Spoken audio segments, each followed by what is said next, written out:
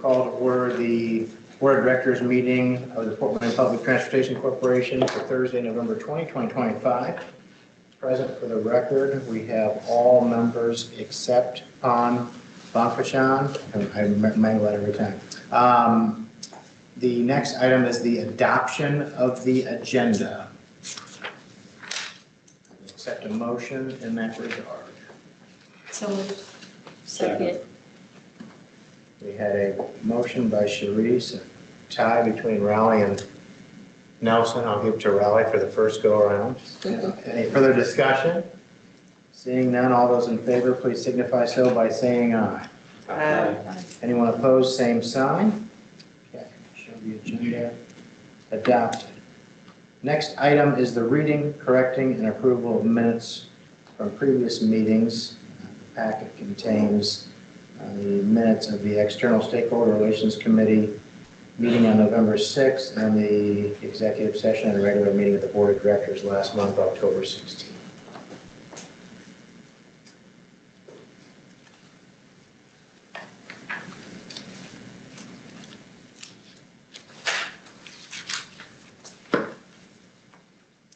Move to approve. Second. I have a motion by Sharice, second by Raleigh. Any further discussion? Seeing none, we'll call the question. All those in favor of the approval of the minutes, please signify so by saying aye. Aye. Aye.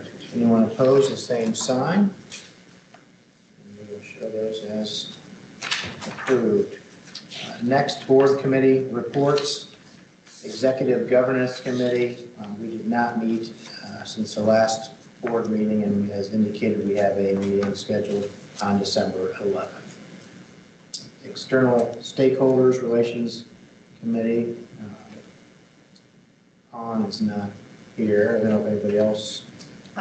There's minutes in the packet.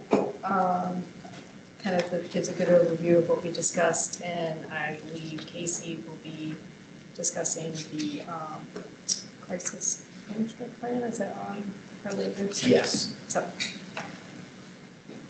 Okay. Unless Thank you. Kyle, do you have anything to say? No. Okay. Performance Oversight and Monitoring Committee, Nelson. Have not met. Our next meeting is December 15th, I believe. You're on top of it. Didn't even give you the number, the time in there, and you still knew it, so congratulations. Planning and Development Committee, Sharice. We did not meet. Our next meeting is on December 10th. Okay. And finally, the Transit Planning Committee, John. That committee didn't meet this month. Next meeting is December 8th. Next item on the agenda is the General Manager's CEO report. John? Good evening, everybody. I have a written report in the packet along with the outcomes report. Just highlight a couple of items that are not included. There is an error in my report. The date of the next public meeting to review the proposed service changes is incorrect. The meeting date is actually going to be Tuesday, December 2nd from 11:30 to 1:30 here at the library downtown. And later tonight, Matt will be sharing information about the feedback received so far and next steps in the planning process. Another item is happy to report that Tidewater Transit is on track to begin operating our access program on December 15th, assuming, of course, that we are able to finalize the operating contract and the lease arrangement. Both are in review by the parties, and we're confident that we'll hit this target. Later tonight, we'll be bringing a request to the board for approval of the lease rate to lease our vehicles to Tidewater for paratransit operation. And once legal is satisfied with the lease and the contract, the parties will sign. And I'd like to see that we try to get that signed early December so that we can be on track with transition plans. Good news with the federal government shutdown. Now that that's concluded, our federal grant work is once again underway, and we're moving to try to get grant agreements finalized for Section 5310 funding, which was promised to CTN and to Easter Seals. We know in particular that Easter Seals expects delivery of a vehicle soon, so they're going to want the money. So happy to see that that's moving. I want to announce that Citilink will operate free fare Saturdays starting next Saturday through December 20th. And we want to recognize Nelson and DWD Technology Group for sponsoring November 29th. Thank you, Nelson. We have another sponsor, Anthem, that is sponsoring the 3 remaining dates. Citilink is also going to operate a special holiday shuttle this year. We started doing that last year. In essence, it's an extra bus that connects riders from downtown to shopping on the north end to Northcrest Shopping Center and Glenbrook Mall with direct express service. And that will operate weekends now until Christmas, so November 28th, 29th, December 5th and 6th, December 12th and 13th, and the 19th and 20th. And again, this is sponsored by Bowen Health, and so we want to thank them for their sponsorship. And I want to call out and give Casey Claypool our thanks for the great work she's been doing to secure sponsorships for these services that really bring value to the community. So looking forward to a busy month with lots of extra stuff going on. To get ready for that, I'm going to take a week off next week for vacation. Meanwhile, I want to wish the board and Citilink's team and our customers a very happy Thanksgiving. There's a lot for us to be grateful for this year, and I'm filled with gratitude for the work this organization is doing and for your leadership. Thank you. Thank you, John. Next item on the agenda is the CFO Control Report. Latasha. So Latasha's out of town unexpectedly for a funeral, so I'm going to try my best to give the financial report. Putting on the old CFO hat that I used to wear a long time ago. So looking at the financials, we ended October on budget. Year-to-date operating expenses have been through October 15.2 million, which is 1.2 million less than what was budgeted, and just 0.8% higher than October last year. And so overall revenue was under budget by 8% due to several factors. Most have to do with lower grant drawdowns because operating expenses were lower. So most of our federal grants in particular, we draw down on a reimbursement basis. So if we lower costs, we also lower our drawdowns. Paratransit fares. So fares overall have totaled 1.05 million, which is 2.5% below the budget for October. However, fare subsidies like Parkview's contract from Citilink really has helped us on our fare revenue this year, up 25.3% over the budget. A year ago, we were still in contract talks with Parkview, so that higher rate of that contract was not included in the fare revenue budget for 2025. We ended October with our cash position at 3.4 million, which is down from the prior month just as a result of normal business activity. And then beyond that, we're presenting tonight the record of transmittals for October and the interim record for November 1st to the 20th for board review. Question. You mentioned in your general manager's report that their health insurance what does that amount to? Dollars and cents, and how does that affect our 26 budget? Yeah, we have, it's an 11% increase on our health plan this year, which is, we've been lucky in prior years where we have actually come in with a lower increase than we budgeted for, and now luck has swung the other way. In terms of dollar amount, Nadine, do you know the answer to that question? I would have it at my desk, but I don't know it off the top of my head, but I can get that, I know, yeah, we'll get you that number. What did we budget? We typically budget for an increase, and then a lot of, maybe it happens, maybe it doesn't, but is it under what we budgeted? It's just over. So we budgeted at, I believe we budgeted at a 10% increase, and then we have a point over. Yeah. Yeah, you're right. That's a good point, that we usually do budget for a margin. A big question I have, and I truly don't know the answer to this, honestly, I don't know why we renew our health plan in October after the budget is approved. Doesn't everybody do it that way? I mean, ours Yeah. is in November, I mean, October gets. It just makes no sense to me. And I don't know why that's the way it is, but we would love to have the number for our budget. Maybe we can talk to our broker and see if that's possible. It could help us a lot, with this contingency in the budget.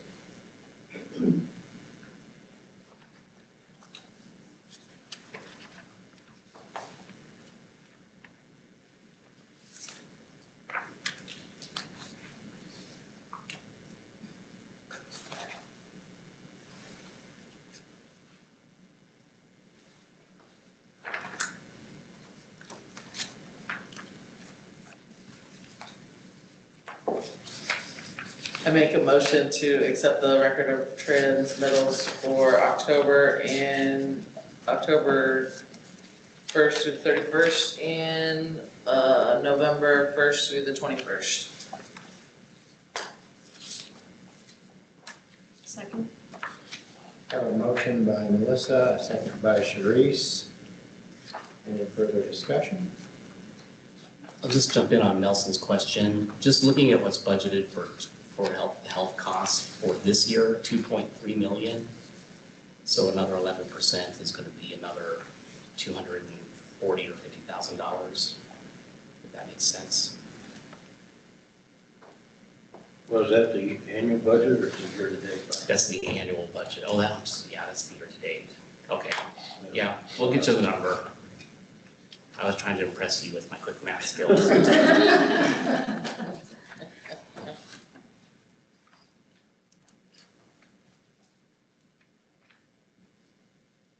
Any other further discussion? John, you might want to stay quiet. I will stay quiet. Okay, seeing none, we'll call the question. All those in favor of the approval of the record of transmittals for October and the interim record of transmittals from November 1st to November 21st, please signify so by saying aye. Aye. Anyone opposed, same sign.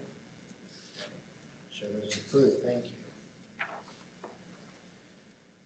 Next item on the agenda is item 7, the authorized resolution R09-2025 CFO controllers bond. And hunches, John, we're going to take the lead on this as well. Yeah, typically Latasha would present this. It's an annual thing. We do this each year. It comes before the board to approve this public official bond that is required by the state. It's a surety bond that's payable to the state in the case that public funds would not be protected or if there were some impropriety. Latasha does an amazing job, and we have strong internal controls in place, so there's very little risk to the organization, but it is required by statute.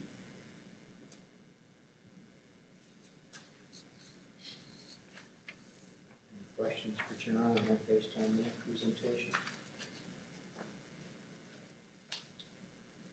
Move for approval. Second. Motion from Nelson, a second from Kyle. Any further discussion? Seeing none, we'll call the question. All those in favor of the authorization of resolution R09-2025, please signify so by saying aye. Aye. Anyone opposed, the same sign. Okay, that is approved. Thank you. Next is the old business discussion on proposed fixed route service changes. Matt, let's give you a presentation.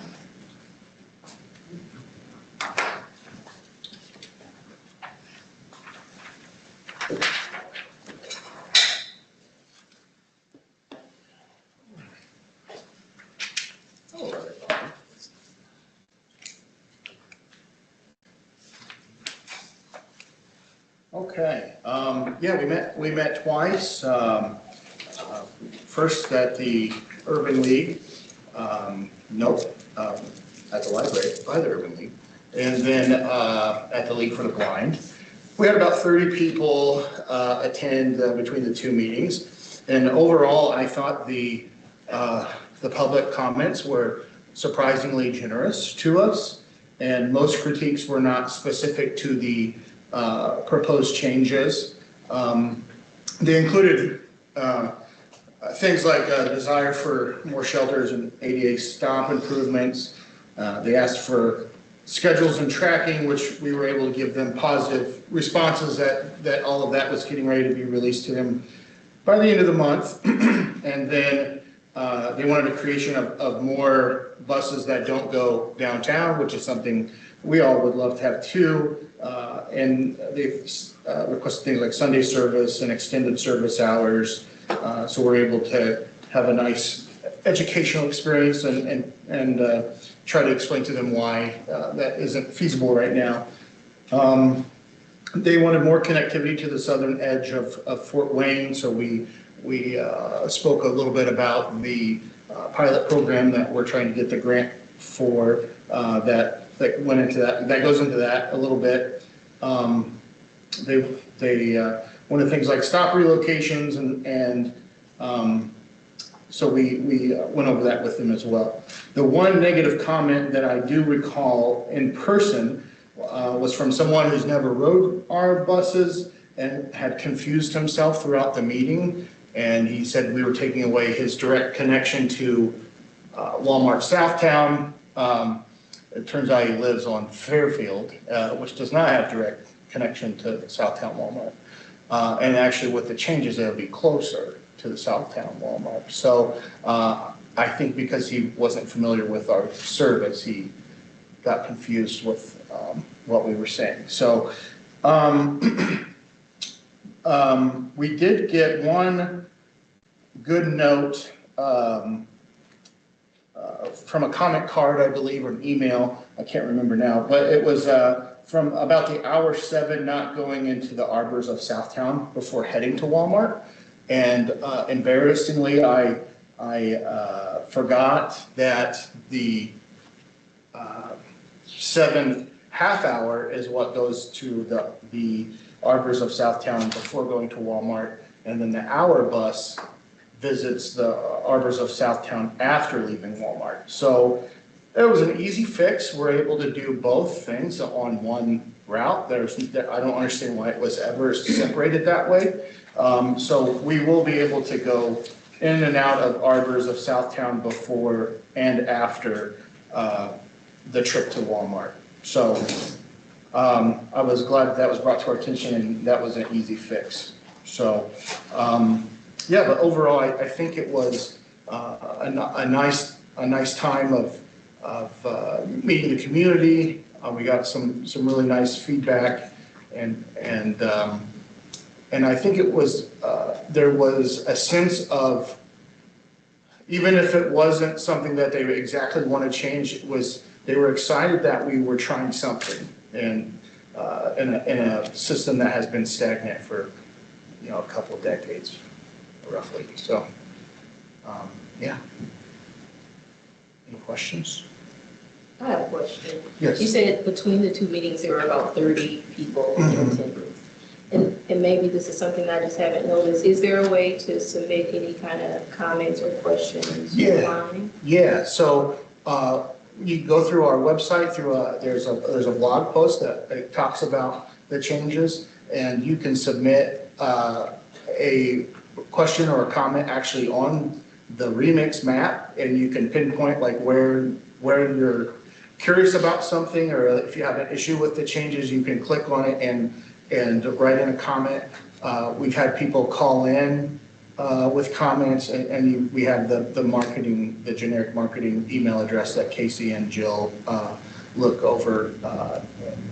You can email any thoughts or comments to that as well. How active has that? You said there is a link on a blog post. How much feedback? We haven't had anything on the, Nothing on that? We've had quite a bit on the blog, actually. food. Yeah, we had, I would say maybe 5 to 10 written hand comment cards Yeah, from that meetings. people, when they were in person, had additional thoughts that they wanted to share with us. And then I would say most of the comments have come through our blog, because that's what we push through socials. And then we've had a handful of emails. How many do you think have come through that blog? I will tell you. And you can tell me after. Jill would be the best to know, but it was like a Word document, it was a couple pages. so I would say probably 10 to 15 comments. Yeah, that sounds I would say it's been the most active, when we've made a request, it's been the most feedback we've gotten since I've been here.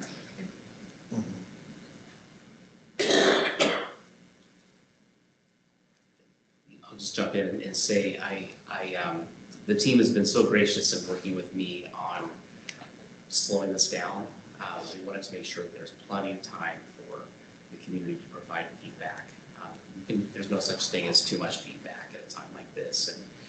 And so that's why we scheduled another public meeting, which is coming up on December 2nd, right? Did I get the date correct? Yeah. I've been confused on the date. But we're doing that in downtown, a little more centrally located. So people from all over the community can make it. Some of the comments that have come up and kind of what we're trying to navigate, and it's a challenge, is that this particular round of changes is happening entirely southeast. And so why is that? And is that fair, right? So the context that we're presenting that in is that we've already made changes to the north, right? So we discontinued service to the ARC and realigned Route 4 and 8 earlier this year. We still have, we're still in talks with Parkview about realigning the MedLink and the 21, Yeah. which are both on the north end. I think I finished, I know I said that before. I'm gonna look at Sharice when I say this. I think I think I've successfully got a nice proposal that I was getting ready to send today to everybody, but realized what time it was. So, I think we're gonna be able to figure that out and get them essentially merged. And while doing that, we'll be able to extend service to the Aldi and on Lima Road and the Walmart on Lima Road. That doesn't have any service to it right now. And then also the Washington Township office that doesn't have any service to it right now. So, it will get service directly to the county residential services, so that the residents don't have to walk all the way to Ludwig anymore. We should be able to merge those two and get a little cost savings thanks to the Parkview contract. And part of what we're doing as well is, in the presentation, there's a slide that shows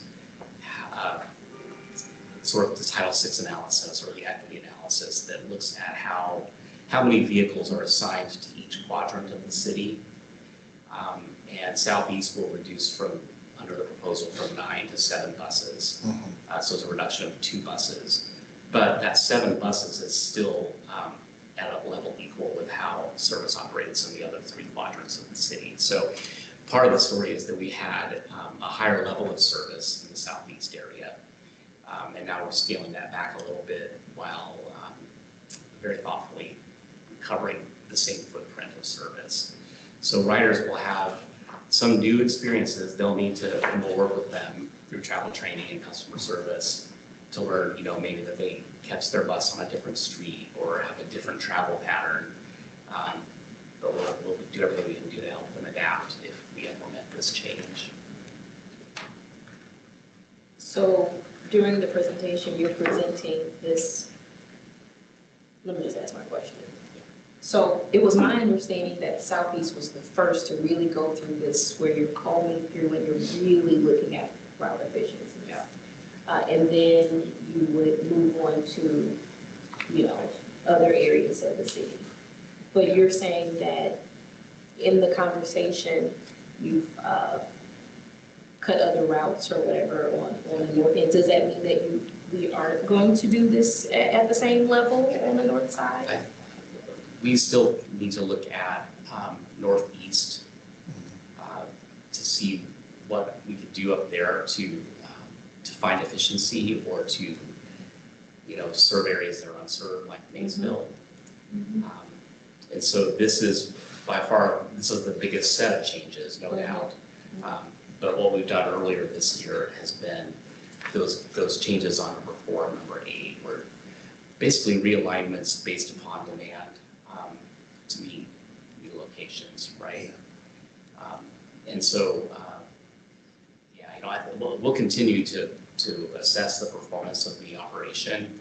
I think part of what we're learning here is the cadence of, planning service changes to be more adaptable and able to meet needs, because we've not really changed the network for a long time. So we're learning skills within the organization to make that happen. But you're right. This is by far the most impactful set of changes, which is why we want to take as much time as we can to hear from the community.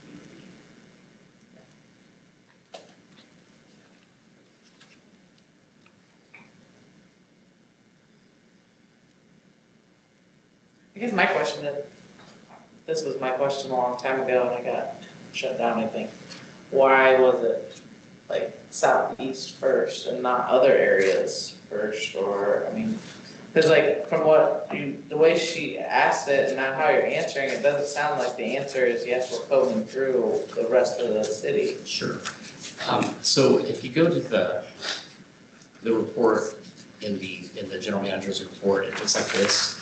It's the page that shows monthly ridership by route. We wanted to be sure that our approach to making service changes is data-driven. So looking for efficiencies where services are underperforming. So there was a lot of duplication in Southeast where you had buses traveling on the same path or the same pattern. So if you look at there's another slide we could show you in the presentation that shows kind of the before and the after, where you see multiple lines on the same streets in Southeast. That doesn't happen in the other quadrants? It does, but it's Not to the extent, Yeah. and where it happens the most, it will be eliminated with the changes with 151 merging with 211. What is that? What are those? So 151 is Medlink, I'm sorry, and then 211 is. You're talking about the northeast change. Yeah, that would, northeast, straight north, and then 211 is the deviation bus that extends off of the 8 and goes north to DuPont Hospital, or the Kroger on DuPont and Coldwater. And so by merging those two together, it eliminates a lot of overlap. And then the other overlap is due to the construction on the, I keep wanting to say Brooklyn Bridge. Bluffton Bridge. Bluffton, a different B word. And so once that construction is over and we're able to go back to the original one Wayndale, that will eliminate the overlap there. And then I still want to restructure the 9s, Brooklyn Taylor, so that we can then have more wiggle room with the 1 to be able to go maybe farther south or farther east again if needed. And then the other thing I want to do with that is be able to take a bus to the Social Security office every hour if we restructure the 9 Brooklyn Taylor. So yeah, when you look at the system map, there isn't a lot of overlap in the northwest. So you have the 9 St. Francis, you have the 6 Franke Park, and then the 4 Wells, and they all have their own lines and they don't overlap once they get out of downtown. The overlap that we do see is there's a little bit with the 4 Parkview and the Medlink, the 3 Village Woods and the Medlink, and then there's a lot of overlap with the 1 Northcrest and the Medlink. So all of that would be eliminated with the restructuring of the Medlink bus with the merger of 211. So some of those that you talked about, because that is all just Google we've got to me, because I don't know the lines, is so proposed adjustments to make our routes more efficient in other areas, because the way I heard it when when you said it was, people complained about these cuts southeast, but we've already done this north. But when you proposed it a couple months ago, it was, we're starting southeast, we haven't done this north, but we're gonna be as comprehensive there as we have been southeast. So which one is it? You've already done it? And you're saying that, well, we already did this north, Yeah, but we're gonna be. we started it with the elimination of the ARC route. That was kind of the phase one, and that was in August.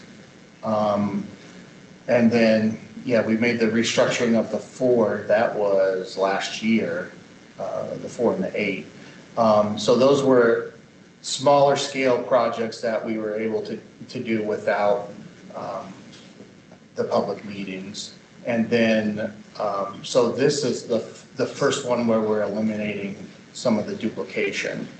And so the half-hour 7 and the 5 were 2 of the 3 to 5, depending on what month you look at, lowest in ridership. And so when I looked at the map and I saw the overlap and I saw that there were routes being underutilized, like 6 McKinney and the hour 7 and things like that, I was like, there's answers here where we can get the same coverage with 2 less buses and still get everybody taken care of. No, yeah, I get that. I think it was just the way it was communicated. So when you communicated that we were gonna do this, it was, we're starting here, we're gonna move on to other areas. Yeah. And now it's, we've already done those areas, and now Yeah. we're. And there, But I don't mean to put you on the spot, but what you're saying is we're looking at things as things change, like you're talking about the construction. We'll continue to look, check ridership, you know, do things based on construction. Yeah. So we'll continue to look at and these we're things. also going to release a request for proposal to do a long-range service planning and a comprehensive operational analysis next year as well. And that will bring in an actual professional in transit planning to help us with some of these decisions that we're making. And so that will be released in January, I believe. But that will be anything that they find will be implemented over a couple of years, probably. But yeah, the next biggest project would be the restructuring of the MedLink and merging it with the deviation bus. And so that would probably be mid-26. Councilwoman, I think your point is well taken, that we need to be very clear about how we communicate this. Yeah. And Messaging so, is important. you know, Sure. and it is a little confusing, and maybe I think it may be partially my fault because Matt presented in August, and I have been trying to focus on, you know, putting this in the right context, believing that we had made changes north. So I think that has more to do with me than Matt. So we'll get clear on that. Casey has the blog too, which I think could help us because we can see this on a map. You're just gonna share it so that it shows on the video too. But Matt, if you just want to, I think from my perspective, how we started was, let's make sure we have service wherever we can. And so we looked at the overlap. And then we want to look at what opportunities can we do to combine service and gain revenue. And that's in the north. And so that, I think, is what has been my perspective. But you can see where he's talking about that Yeah. overlap there. So there's the overlap due to the construction right here, where traditionally the Waynedale West and the pink would come down here and would come down here. So the overlap in the north is all due to the MedLink. The MedLink is this goldish route, and so you see it overlaps with the 4 Parkview here, a little bit with the 3 Village Woods, and then a lot with the pink 1 North Crest. And so my proposal is to have it all be up here on the kind of the far north side, and it won't go south of Washington Center Road. And then everything that is, so So this purple line is 211, the one I keep referencing, that will be gone. And so the only thing going to the mall right here and then up Coldwater to that Walmart and all that would only be the 8 at that point. And they would meet up at the BioLife, that W Road, Warsaw, maybe? Wallen? Road. No, BioLife, that's by the Dairy Queen. It's all right, the Dairy Queen's on Coldwater and the BioLife, yeah. Our stop is on the road Like behind. Cook? Cook. Yeah, it goes off of Cook. Yeah. And then I can't remember what the W name is. I think it's Wallen? Warsaw. No, It's a north and south road. it's a little side street. Yeah. But anyway, but as you can see, there's no other overlap. Playing charades. Once you eliminate those, there's no other overlap to the extent that there is in the southeast, unfortunately. Do you have, is this the, This is on our website, www.citilink.com/service-changes. And so we're putting all service change information on one blog post, so everything's in one space. do you happen to have the after changes for Southeast that shows what, basically the footprint is the same in essence, that everything's still covered? Yeah, can we scroll down, Okay, Junior? okay, great, thank you. Thank you, Junior. That's still good. Yeah, so feel free to hop online and have a look there. You can get a little more detail to help get your heads around what these service changes entail. And if you have questions, don't hesitate to reach out. We'd be happy to walk through it with you.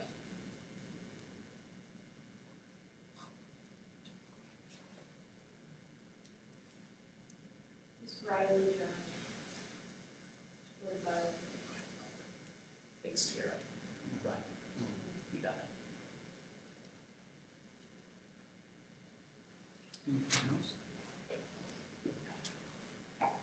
So we're not asking anything of the board tonight. It's just another informational presentation.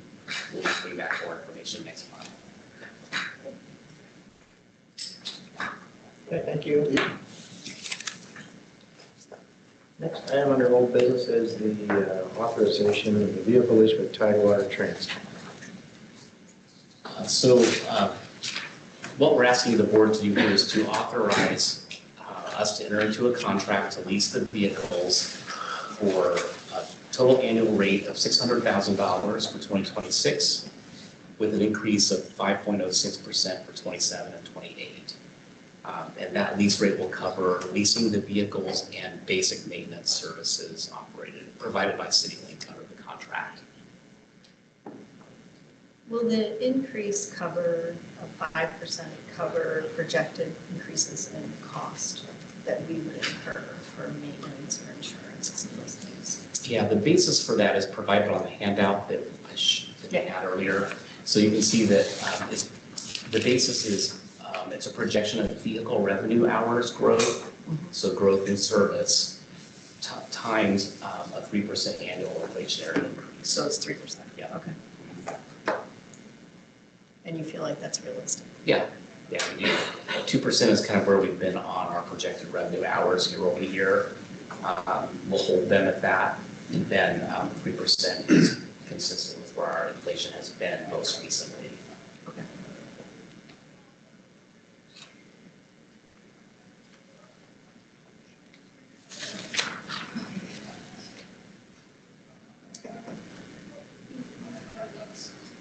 So you're seeking motion? Yeah, we just need the board's authorization to be able to lease at these rates. And that would be for the rates you've discussed, and the remainder of the term is going to be essentially worked out by council, is that correct? Correct.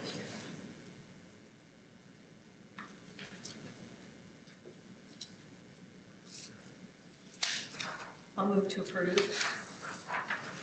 Second. A motion by Sharice, a second by Kyle. Any further discussion? Yeah, I think we need to amend the motion, I'm sorry. I think we need to approve these rates with the ability to fluctuate based on the fleet. Because if the fleet reduces or increases, these amounts are probably going to change, right? Yeah. So, okay, That's yeah. a good point. So you mean the total, what amounts are you talking about the lease rate or the flat amount? Is that what you're? Yeah, so what you're approving is this flat amount, but the amounts may fluctuate based on the amount of vehicles that are on the road. And so, again, if, for example, in 2027, we acquire 3 additional vehicles, we currently have a fleet of 22, I think, and so the fleet jumps to 25. We're going to increase this rate, and that'll be incorporated in the complement. But And the lease agreement. wouldn't it be easier then to break it down as like a per vehicle? Like to also show a per vehicle rate so that if you increase the number of vehicles, that's also a part of it? Yes, and that will be considered in the final lease agreement. Right now, this is the amount that John came to based on the current. What gets complicated about per vehicle Yeah, is that the vehicles have different values based upon depreciation schedules. So, one vehicle has more remaining value and then another one has less, and so there's a higher charge for the vehicle with more value, which was considered in the cost per hour lease rate as provided. And so part of what Rachel is raising, which I think is correct, is there's a lot of variables and unknowns. For example, a vehicle could be lost, due to either damage or an accident, and we would need to replace it. So those would have, and then naturally we'll replace vehicles as they age out. And so that could have an impact on the total lease value, either of those situations. So what kind of approval do you need from us that anticipates the flexibility that you also need? I'm confused how we're supposed to approve this in a way that gives you flexibility. well, I think what you're approving is a base rate with the current fleet that we have today, understanding that there will, with almost certainty, will be some fluctuation as a vehicle is wrecked and is pulled out, a new vehicle comes in. It is a very complicated situation. If you would feel more comfortable, you could approve for 2026, and then 27 and 28 can be tentative based on, kind of, because these are projections. And these are projected revenues. Yeah. To Citilink, so it's not an expense per se, it's a revenue. But that might not be a bad idea, because we'll know more, a year from now where we are on fleet, and if any variance would occur from this, so if any material variance or the board. My concern with this is that we would be, if you approve it as written, and obviously we could bring it back to you for amendment, but we may actually be limiting ourselves, and because this is a source of revenue, if there's an opportunity for revenue increase, certainly we don't want to inhibit that, Well, I'm not trying to inhibit. Yeah, I'm just trying to approve it in a way that gives you what It's you clear. need to move Yeah. forward, and also gives the board clarity in terms of how we would change or what it is that we're actually approving. Because it seems like we're approving this, but that might not actually be the way it ends up, so. Well, again, you're approving based on the current fleet, and with the understanding that the fleet is constantly changing, right? There's an evolution there. And so an old vehicle, to John's point, going out, a new vehicle coming in, the value, the cost of change, So it's almost impossible to say in 6 months exactly what this amount will look like, right? Based on that. So is it something that how can we approve it in a way that gives you flexibility? I don't know the answer to that. I still don't have an answer to that question. I want to approve it, I just want to approve it in a way that gives you flexibility. So it seems like what we're approving right now for the next 3 years is merely a moment in time. And so what kind of approval do you need that gives you the flexibility that you need to change your rates and without having to come back to us every time or something? What change? Approve these tentative rates, which are based on the current fleet as it exists today, with understanding there will be variances based on fleet modification. Okay. Okay. Do you remember that? I was gonna say, Ashley, do you have any I input will on amend my that? motion as stated. Sorry. If we had a court report, we could have it read back. Yeah. Conrad, any input on that? Does that sound good to you? Yeah, Okay. I think that should cover it. Okay. Second. So we have an amended motion by Sharice, a second by Raleigh. Any further discussion after that amendment?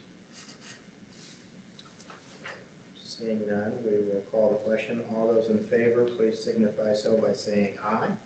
Aye. Anyone opposed, same sign. Show that is approved. Thanks for the extra to get us ready. Yeah, sorry. No. Just hit me. Wait. Might better to get it right the first time, have to fix it later. Yeah. Just, thank you for leaning into this with us. This has been such a complicated project overall, and we're sort of building the bridge as we go here, right? So, this is good that we have this clarity captured. Thank you. Next item under old business is confirming the date for the board retreat in January. I believe we've settled on Saturday the 24th, correct? That's right, and we still need to get with you. So we may potentially have it hosted at Vincent Villages. So we're gonna get with Raleigh and have a look at the conference room there. Are you guys willing still to do that? Oh, thank you. Yeah. Thanks so much. It'll be a good opportunity for us to learn more about Vincent Villages as well. It'll be good. Yeah, look forward to that. Thank you for. You say the 24th? Yes. What give us the time, John? We do 9 to noon. 9 to noon. And then we'll bring the food. Thank you. And so you're going to release the hold on the 17th? Yeah. Right, Yeah. and then confirm it on the 24th? Yeah, we'll get the details confirmed on your calendars. Thanks. Okay. New business. First item is the review and authorization of the crisis communication plan. Casey.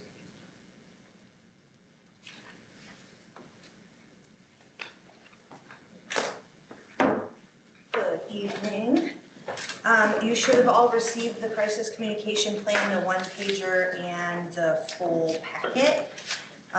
Just a little bit of background on this. This was something that the board had asked for a couple years ago, and so we worked with Ferguson to find the funding for it and then create it earlier this year. And then we put it into real practice, not on purpose, when we had an actual crisis in July. And so we had just sat down at a meeting with a regularly scheduled meeting with Ferguson and had them print the plan out, and we did it on the fly and made changes. And even the operations team back at the office was using it, and so we got all of that feedback, made some updates, got feedback from Pawn with her experience, and then through the External Stakeholder Relations Committee. I think I finally have a final for the board to hopefully approve.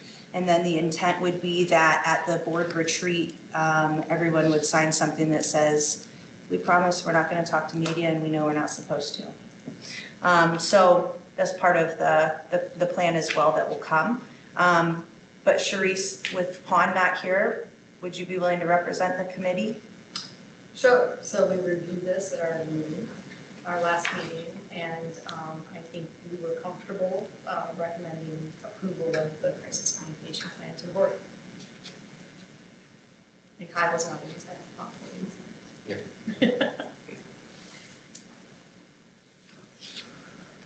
So I think we're looking for a formal approval or adoption. This is our formal So plan. you need a motion to accept the crisis communications plan as presented. Second? We have a motion by Melissa, a second by Sharice. Any further discussion? Seeing none, we'll call the question. All those in favor of adoption of the plan as presented, please signify so by saying aye. Aye. Anyone opposed, same sign. Okay, show that adopted. We'll look forward to a little more discussion of the retreat. And we'll never have to use it. Like having an umbrella, right? You just don't use it once you have it. That's the plan. Okay. Like life insurance. Yes. Life insurance, you should probably use it at some point. I suppose we all die. I don't know what you want to put. Unless it's term, I guess, maybe, Sharice. A friendly amendment to your comment. Okay. since we're on that boat tonight. Okay. Next item under new business is the nominating committee, and I have discussed this with Melissa and Nelson, and they have kindly agreed, if the assembly agrees, to serve as the nominating committee for the slate for the coming year. So I'm just looking for a motion to approve them as serving as the two members of the nominating committee. So moved. Second. We have a motion by Raleigh and a second by Kyle, who both are glad they're not doing this. And have any further discussion? Seeing none, we'll call the question. All those in favor of Nelson and Melissa as the nominating committee, please signify so by saying aye. Aye. Anyone opposed, same sign. Okay. Thank you both again for being willing to do that. Next item, communications from the public. I don't believe we have any. Okay. And the final item then is the board of directors open discussion. I had a question on the stakeholders committee meeting minutes. Item number 4, we talked about the frustration with people not getting the discounted passes. Now, is that under several years ago, we made a policy on how those would be distributed so we didn't run into this problem. So is that? So how it changed last year, or this year, we authorized 60,000 at a value of 120. And this past year, the board voted to reduce that to 30,000 at a value of 60. And so we did not change any other parameters to the program. And that $30,000 sold out in a day. Well, but I think we had some So there were, parameters as far as how many passes. Yeah. like so there's a percentage. dollar amount attached to it, and we didn't change those because the hope was that we would add additional funds to the discounted pass program, which were not realized. So we had a conversation with the external stakeholder committee on how we would do discounted pass a little bit different so that we could get, let's say, maybe some impact with our dollars. So if we're going to give tickets for half price, then can we build partnerships to get maybe a story from the nonprofit on the impact, or how many people did it serve, so that we can start seeking grant dollars to offset the cost.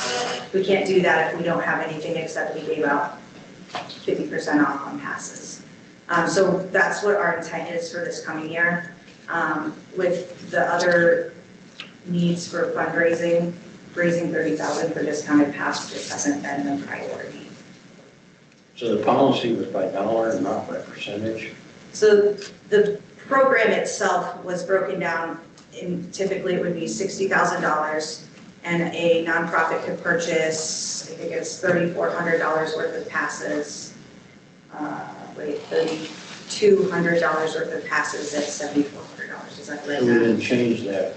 We did not change that, we just changed the amount we authorized to the pass. Okay. And I think either way, our nonprofits would have been frustrated because they didn't get what they needed in the way that we've given it in the past. In the past, we tried to eliminate that problem, so we didn't. We just didn't have the funding for it. I also think this is characteristic of demand far exceeding supply. Demand in the human services area is just exponentially growing. You know, as social services are needed around the community. And, you know, the need is so deep that, you know, it's becoming difficult to keep all of our partners happy. And then there are stories where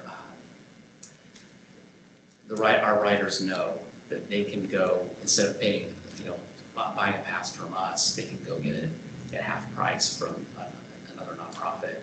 And these are regular routine riders who maybe aren't in the supportive network, but they just know they can go do this. I don't know the scale to which that's happening, but it is an impact. And part of the narrative, it really is with so much subsidy involved, our fares are already low and very competitive. And so even though we know it's hard, we're really pushing token transit and fare capping as a way of building equity. We know it's hard for riders, some riders to come up with $54 today for a bus pass, but they can come up with $1.50 to ride now, and then another $1.50, and then they earn a day pass, and then over time they'll earn a 31-day pass. And so it's kind of a combination of all things. What the committee did give us the ability to do is to come back with a plan on impact, where if we can find that need and come back with an impactful idea that's very focused and targeted versus kind of creating the race to the finish line that we have now, where nonprofits are competing with each other for a very limited number of bus passes. And if I remember it, I think I was on it at the last vote or whatever when it happened. If I remember it, they voted and allowed themselves to, if they needed it, right? Yeah, there was. And then it was changed, the board just voted, I don't remember the exact language, but essentially if we could raise the funds for it, we wouldn't max it, but Right, yeah. yeah. And, there's probably a larger community conversation to be had too about how we can partner with foundations or others to provide reduced fares for nonprofit enrolled patrons. So for example, people at Vincent Villages or at any other nonprofit that needs access to transit. A couple senators presented that as the answer to our healthcare problem in the state of Indiana yesterday, so maybe we should do that for Citilink. That's what it was. The presentation was basically give write-offs to big businesses that are given money. So maybe that should be something that we focus on, partnering with big businesses to, I don't know. So they were My theory is that once we have our donor advised fund with the 501c3, that foundations would be much more privy to partner with us for a grant that we then partner with all of the nonprofits, and it streamlines it and all the things that funders want. I think it helps everyone become better partners and work closer together. So that's where I'm hoping we can end. The donor advised fund is nearly across the finish line, and once we have that 501c3, I think there's going to be a lot of impact we can create. So can we have more after the meeting to chat about that? Sure. It's just the board members.